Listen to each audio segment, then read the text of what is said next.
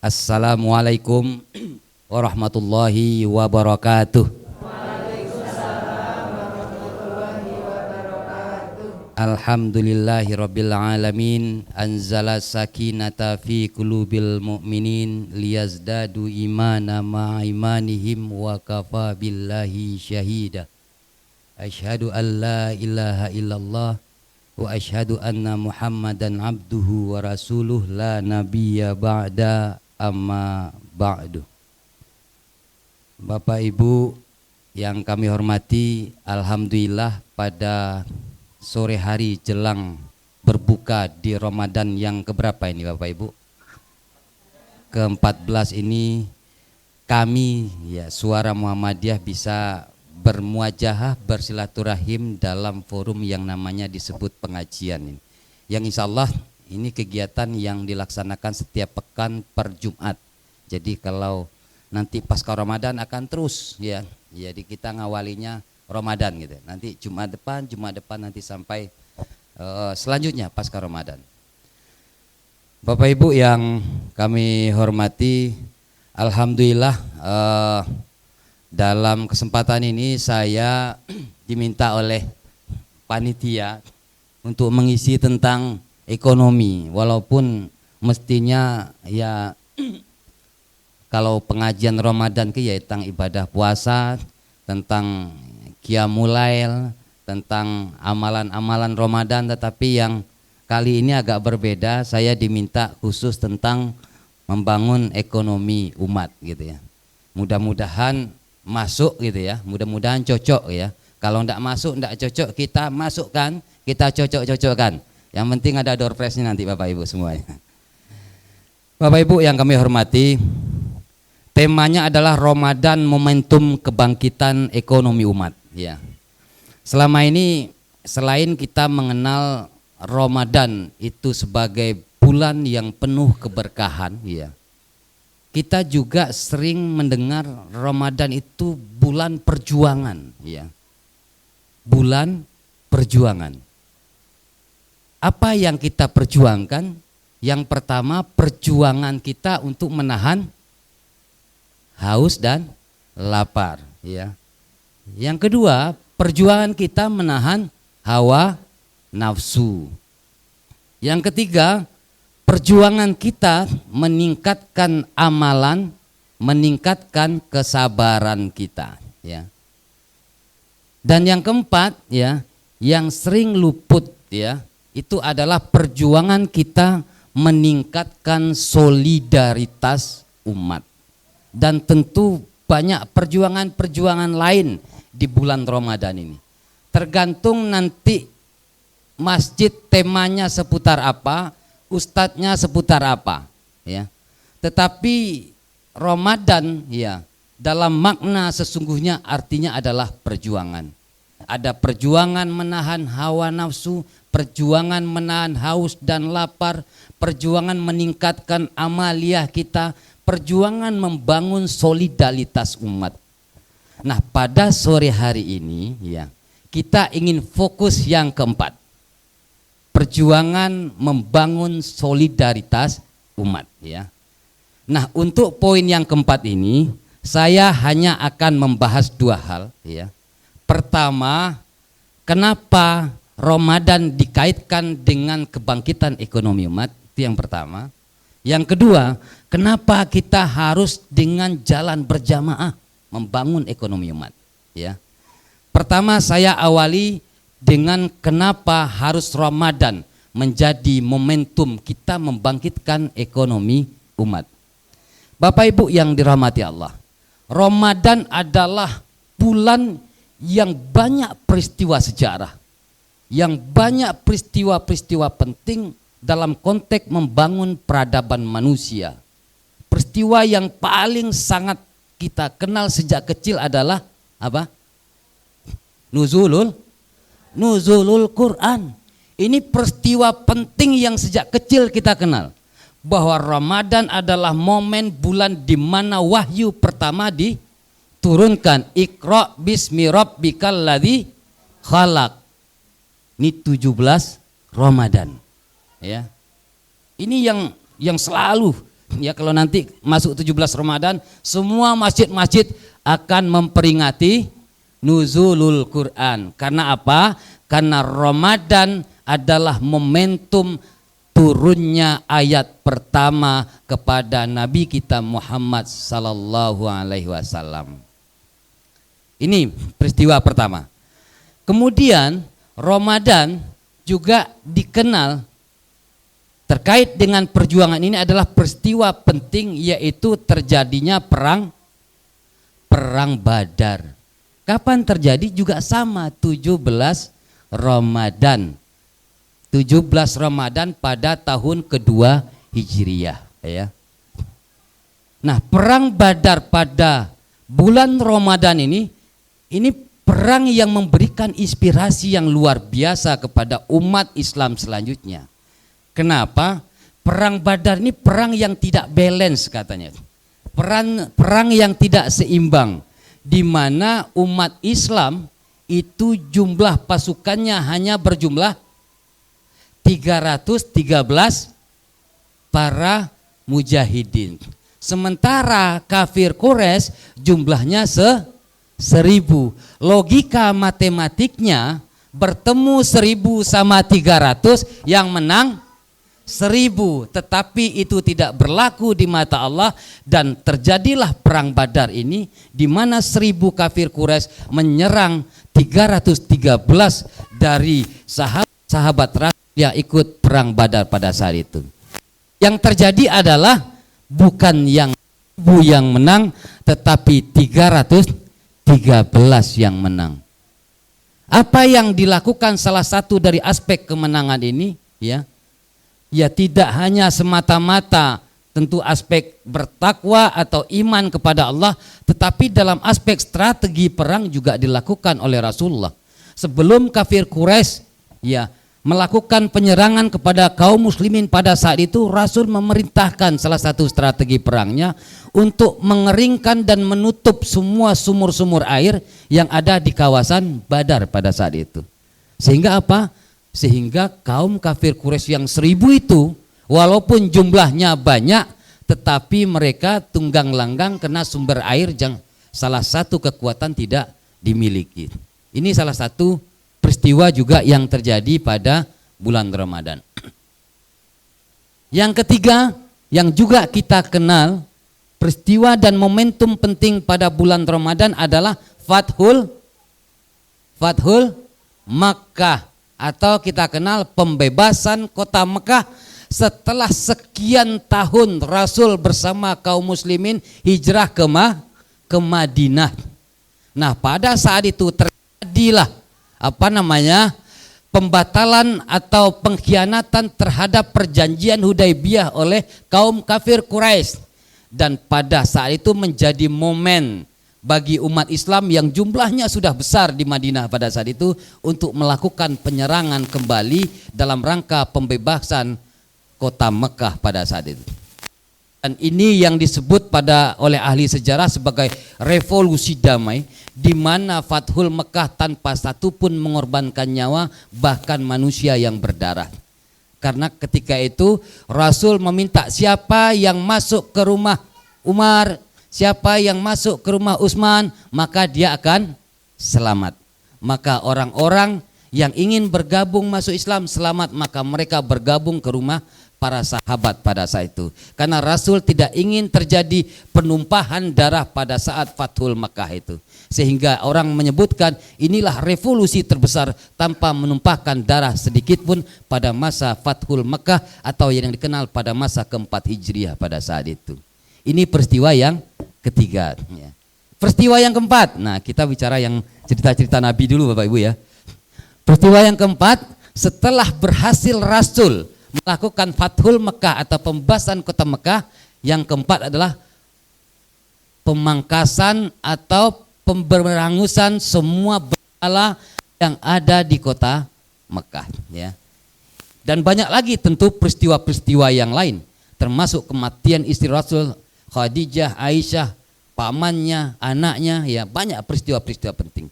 Tapi dalam konteks kebangkitan umat, saya mengambil 4 sampel ini ya, bahwa Ramadan ternyata bukan faktor dan bukan sekedar cerita menahan haus dan lapar.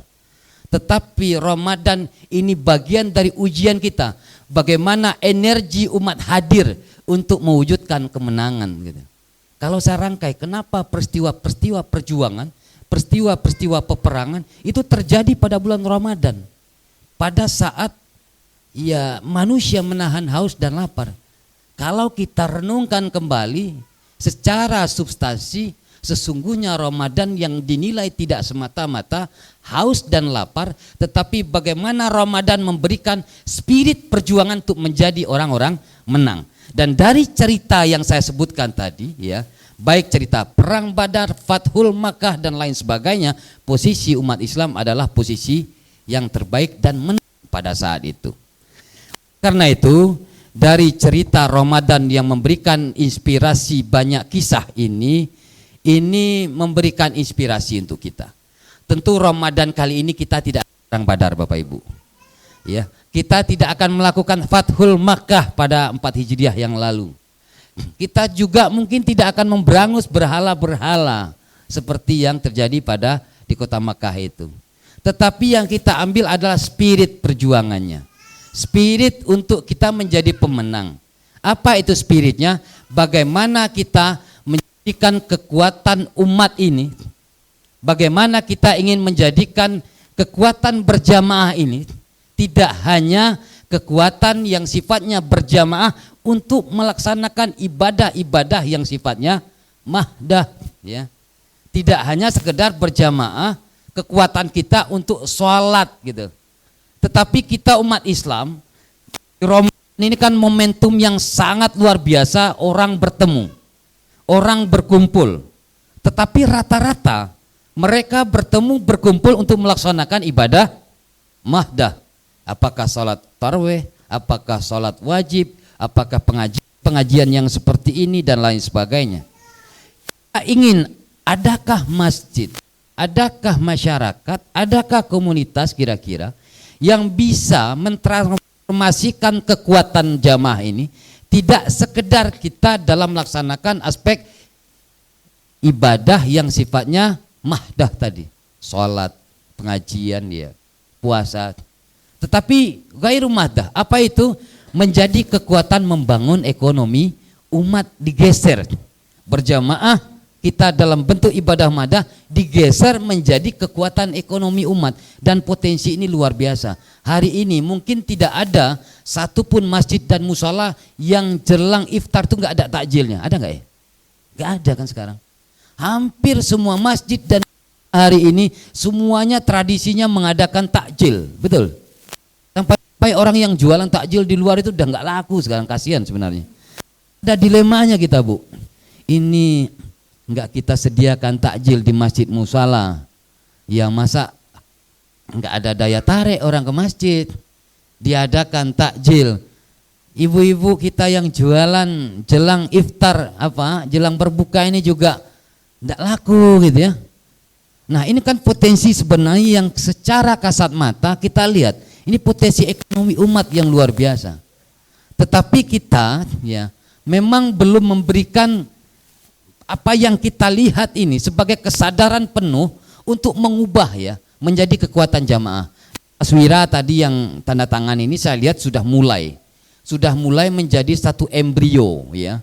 Embrio bagaimana kumpul-kumpulnya itu ya, hadirnya di musala dan masjid itu tidak sekedar mendengarkan surga dan neraka, tidak sekedar mendengarkan halal dan haram gitu, tetapi mengubah, mentransformasikan menjadi kekuatan ekonomi.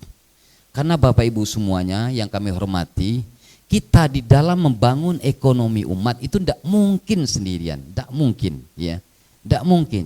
Saya sering sekali mencontohkan, Bapak Ibu sangat mengenal namanya Khairul Tanjung ya. Khairul Tanjung itu 1 dari 10 orang terkaya di Republik ini.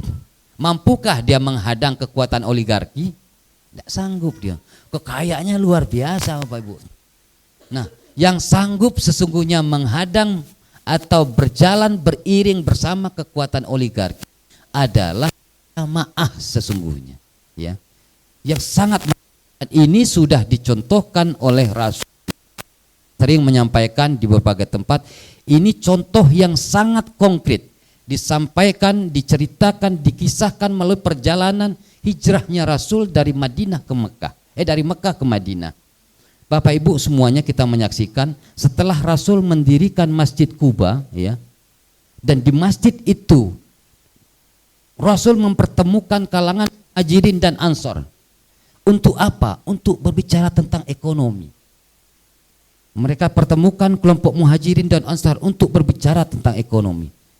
Bukankah pada saat itu sudah ada ekonomi? Pasar ya Yahudi sudah ada, tetapi zolim. Ya kayak sekarang lah ya, sudah banyak kan pasar-pasar di Republik kita ini, pasar modern, apalagi pasar apa? Ya mungkin ada rodo-rodo zalimnya juga ada. Kenapa? Hanya berpihak pada yang punya modal, berpihak pada yang kuasa. Tapi ibu yang jual UMKM ini kan belum tentu mereka akan lihat gitu maksud saya. Ini bagian dari kezaliman. Nah, pasar Yahudi itu kira-kira seperti itu.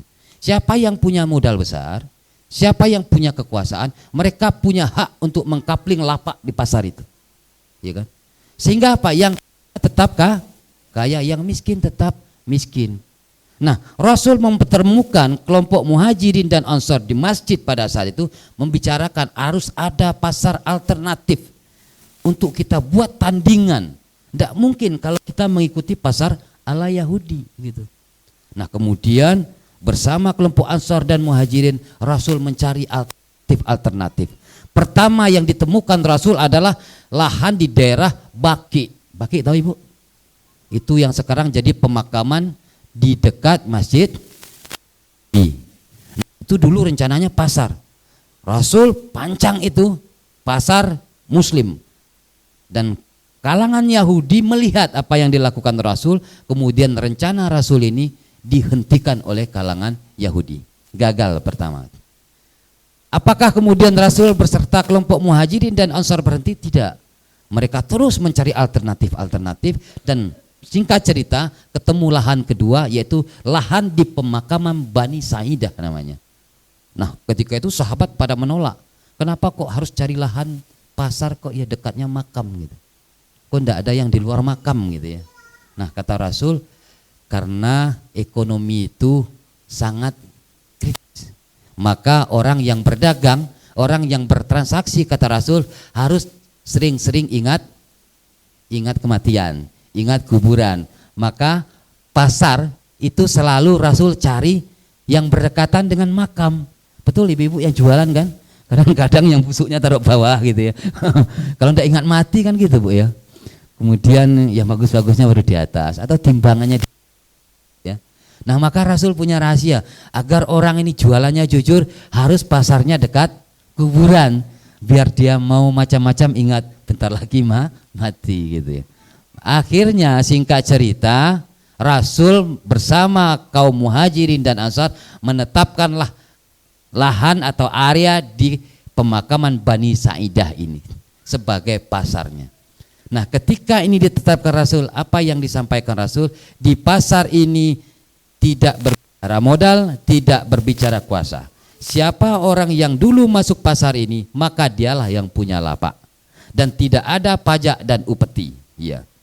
Sehingga melihat model pasar yang dikelola oleh kaum muslimin pada saat itu, pasar-pasar yang tadi dikelola oleh kalangan Yahudi pada tutup, satu persatu bergeser kepada pasar yang dikelola oleh kaum muslimin yang kita kenal dengan Al-Manakah ya.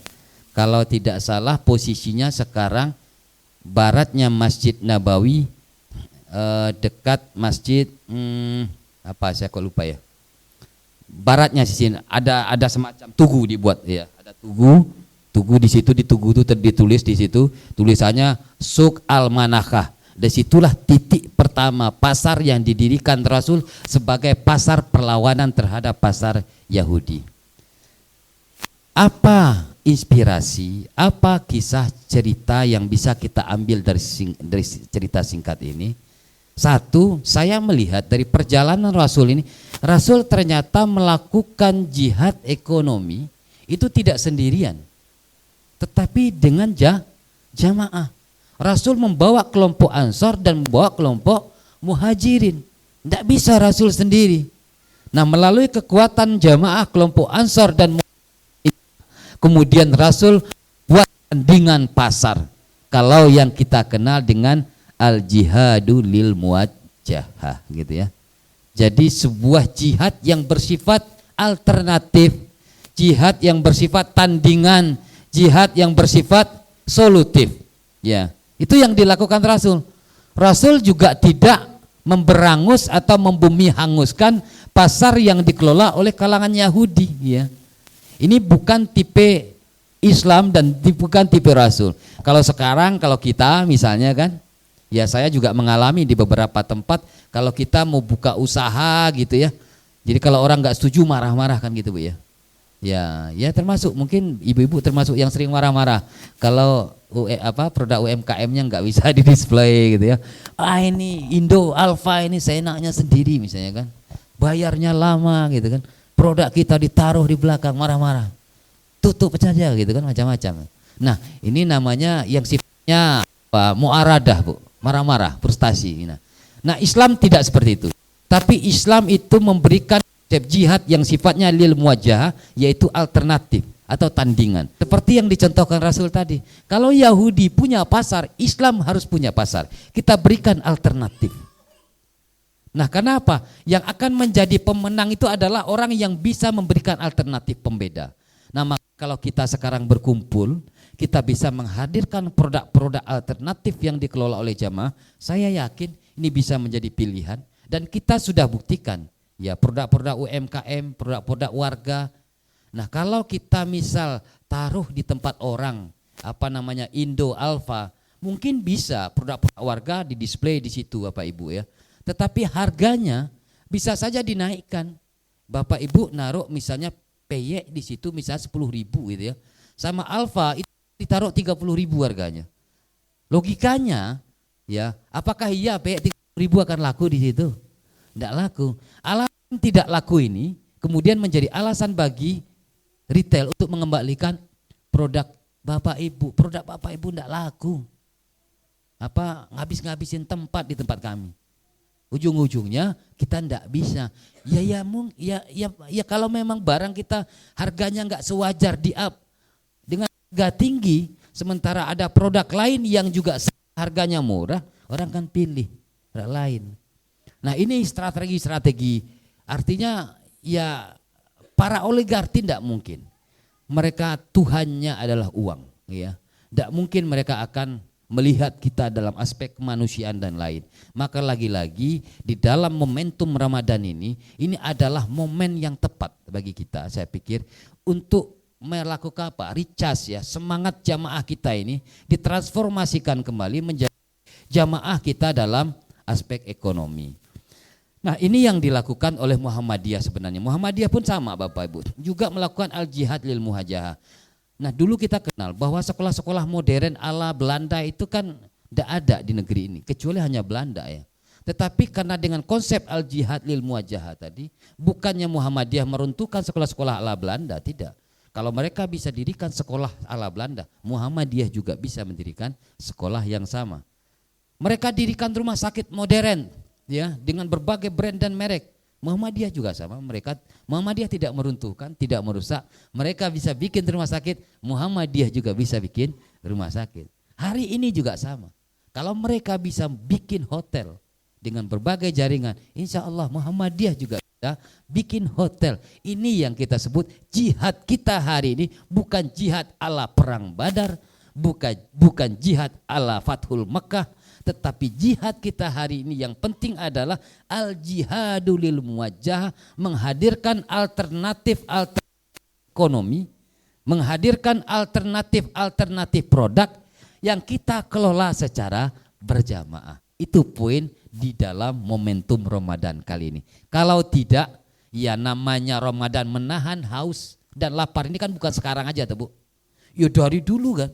Ya bukan 2025 Ramadannya menahan haus dan lapar kan, enggak juga. 2024 ya sama, menahan haus dan lapar. 2023 ya sama, menahan haus dan lapar. Ya apa ya kita mau nguliti itu terus gitu. Setiap Ramadan ya ngomongi haus dan lapar ya. Tapi kita ini menjadi konsumen dari para oligarki. Produk-produk ekonomi yang kita konsumsi itu produk mereka semua hari ini gitu. Apa kita mau kayak gitu? Sudahlah gitu. Ramadan kali ini kita jadikan spirit baru. Bahwa jamaah kita ini udah jamaah yang sadar akan kepentingan ekonomi. Apalagi tahun ini Bapak Ibu semuanya, tahun yang memprihatinkan sebenarnya. Ya, karena 2 bulan berturut-turut kita deflasi, daya beli masyarakat semakin banyak yang menurun, pabrik pada tutup, PHK besar-besaran. Masyarakat kita hari ini sedang pilih-pilih untuk bertransaksi. Mereka hanya mau bertransaksi hanya di sektor pangan dan hal-hal yang sifatnya dikonsumsi. Bapak Ibu bisa cek yang namanya tekstil, Tanah Abang kalau di Jakarta ada Tamrin City itu turun semua. Yang namanya tekstil luar biasa turunnya. Ramadan itu biasanya cash flow tertinggi ya. Cash flow tertinggi dalam transaksi konsumsi manusia. Tetapi hari ini sangat rendah sekali. Dan yang masih bertahan menurut data yang saya baca itu transaksi kita, daya beli masyarakat untuk yang sifatnya konsumsi. Pangan, makan. Nah, apa yang kita lakukan hari ini? Mengambil bisnis di sektor pangan, di sektor makanan, ini pilihan alternatif. Karena tekstil sekarang orang sudah tidak mau ya. Apalagi sekarang kita dibanjiri tekstil-tekstil yang sifatnya impor. Dengan metode-metode penjualan yang platform-platform digital yang seperti itu. Itu habis semuanya. Saya bisa pastikan, mungkin bisa lebih 60% transaksi tekstil di Indonesia menurun. Tidak ada orang mau beli tekstil. Ya paling gonta-ganti baju kemana. Tidak usah baju lebaran 2025, tidak usah gitu.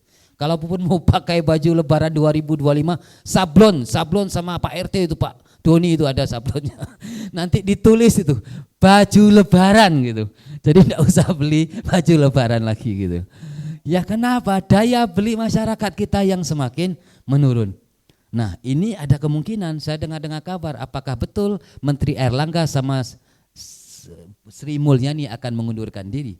Karena defisit anggaran kita dikabarkan sampai 31 T, daya beli masyarakat turun, makanya tahun ini tahun gonjang ganjing. Tahun gonjang ganjing. Kalau para pengamat bilang jangan jor-joran uang. Jangan membelanjakan hal-hal yang enggak penting. Rehab rumah, cicilan, kredit, beli baju, rekreasi, dan yang enggak penting tahan dulu katanya. Kenapa? Ini waktu yang sangat sensitif sekarang. 2-3 bulan. Karena deflasi kita ternyata ini apa namanya beruntun gitu ya. Tak bulannya itu berurut gitu mas saya. Nah maka kita tidak, bagi umat Islam tentu tidak ada kecemasan, tidak perlu pesimis. Karena apa? Kita punya kekuatan jamaah. Maka lagi-lagi Bapak Ibu semuanya, dalam momen kali ini kita wujudkan Ramadan persis seperti Ramadan di 2 Hijriah yang lalu dalam bentuk perang Badar, tetapi kita wujudkan perangnya perang membangun kemandirian ekonomi umat. Insya Allah perlahan-lahan orang pun akan khawatir jika umat ini bergerak dan sadar membangun ekonomi secara berjamaah.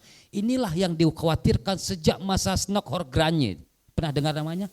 Seorang orientalis dari Belanda yang khawatir kalau kekuatan umat Islam itu berubah menjadi kekuatan politik. Maka Snokhorgranye dibuat pecah belah umat Islam ya, dan dibuat identitas baru umat Islam agar bisa mengkategori mana umat Islam yang cenderung politik, mana umat Islam yang tidak cenderung politik. Makanya istilah-istilah haji itu saya agak curiga, itu istilah-istilah dari orientalis gitu, dari Snokhorgranye untuk mengkapitalisasi dan mengkategorisasi. Ini Islam yang tidak neko-neko. Nah kalau yang Islam neko-neko apa? Masuk penjara nanti gitu. Nah ini pola dikhawatirkan kekuatan umat Islam itu kalau berubah menjadi kekuatan politik dan berubah menjadi kekuatan ekonomi. Makanya kalau Bapak Ibu pengurus masjid, kalau kita minta sumbangan untuk rehab musala masjid, karpet dan lain-lain, para oligarki ini bantu. Asal tidak neko-neko, jangan berubah menjadi kekuatan ekonomi. Tetapi kalau dia berubah menjadi kekuatan ekonomi, maka dia akan berikan perlawanan. Dia tidak akan tenang-tenang saja. Bapak Ibu ingat 212 Maret? Ya, 212 Maret berapa usianya? Pendek sekali, ya kan? Begitu juga retail-retail yang lainnya. Intinya adalah Kalau umat Islam barisannya jamaahnya hanya untuk ibadah di masjid dan mushola, orang akan support dan bantu. Kita akan dikategorikan Islam yang baik, yang soleh solihun lah gitu loh. Tetapi ketika umat Islam dan jamaahnya itu bergerak ke ranah politik, ke ranah ekonomi, ini yang akan dituduhkan kepada kita nanti. Ini ekstremis, ini radikalis, ya dan macam-macam. Ini ortodok dan macam-macam. Untuk membuat pelabelan agar kita menjadi orang yang akan dihentikan langkah-langkah kita. Tetapi sebagaimana Rasul mencontohkan, ketika Rasul membuat pasar, ya ternyata tidak mulus-mulus juga. Ketika Rasul mendirikan itu di Baqi', nah orang Yahudi runtuhkan. Tetapi Rasul cari kembali yang kemudian ketemu di kawasan pemakaman Bani Sa'idah. Dan kemudian baru Rasul dirikan lagi. Begitu juga ijtihad kita dan jihad kita dalam ekonomi. Jangan pernah lelah, jangan pernah berhenti. Biarkan takdir yang menuntun kita selama ikhtiar dan tawakal terus kita hadirkan kepada Allah Subhanahu wa taala. Barangkali demikian Bapak Ibu sebagai pembuka dan penyemangat kita semuanya agar Ramadan ini enggak ngomongin haus lapar terus, intinya gitu Bu ya. Ya, kok tiap hari ngomongnya haus lapar terus gitu. Nah itu biasa tuh Bu. Uang kita enggak puasa kadang enggak ada uang ya haus lapar juga tuh. Enggak harus Ramadan haus lapar itu enggak harus Ramadan. Hari-hari biasa nih nak gajian enggak masuk ya haus dan lapar juga gitu kan. Nek jualannya enggak laku ya haus dan lapar juga gitu. Hal yang biasa gitu maksudnya. Yang enggak biasa ini kalau jamaah ini gitu, monoton, tidak bertransformasi menjadi kekuatan baru. Nah, Ramadan kali ini kita jadikan momentum untuk itu. Insya Allah Bapak Ibu yang ingin bermitra ya dengan Suara Muhammadiyah, insya Allah SM siap menjadi eksekutor, SM siap menjadi partner, menjadi mitra ya, menjadi apa ya, kepalanya lah ya, eksekutif. Walaupun kadang-kadang kami ini ya kita ini kan anak kecil aslinya Bu ya. Ya diganggu-ganggu dikit lah ya sama yang mereka punya kuasa. Saya paham, mungkin ibu-ibu juga paham bahasa saya. Ini sudah ada retail jamaah ya. Sudah ada usaha umat yang itu dari jamaah, dari umat, hasil iuran, hasil infak di sedekah. Kok para petingginya kerjasama dengan oligarki itu loh. Saya itu tidak habis pikir yang dicari apa toh gitu loh. Bagi kita bisnis ekonomi bukan sekedar mencari keuntungan, bukan itu. Tetapi bisnis dan ekonomi ini juga adalah bagian dari keberpihakan dan keadilan. Sampai kapan? Ya kalau ekonomi kok kita melu-melu mencari keuntungan semata, ya apa bedanya sama oligarki yang Tuhannya adalah materi, yang Tuhannya adalah uang. Bagi Muhammadiyah kita umat Islam ini, ya bisnis itu adalah keberpihakan. Seperti yang dicontohkan Rasul di dalam pasar al-suq al-manakah tadi, tidak ada upeti, tidak ada pajak, itu bebas.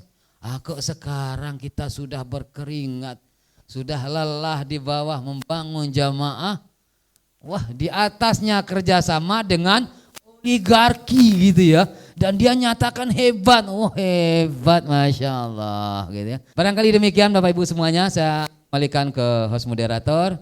Mudah-mudahan forum dan pengajian kita mendapat berkah dari Allah Subhanahu wa taala. Assalamualaikum warahmatullahi wabarakatuh.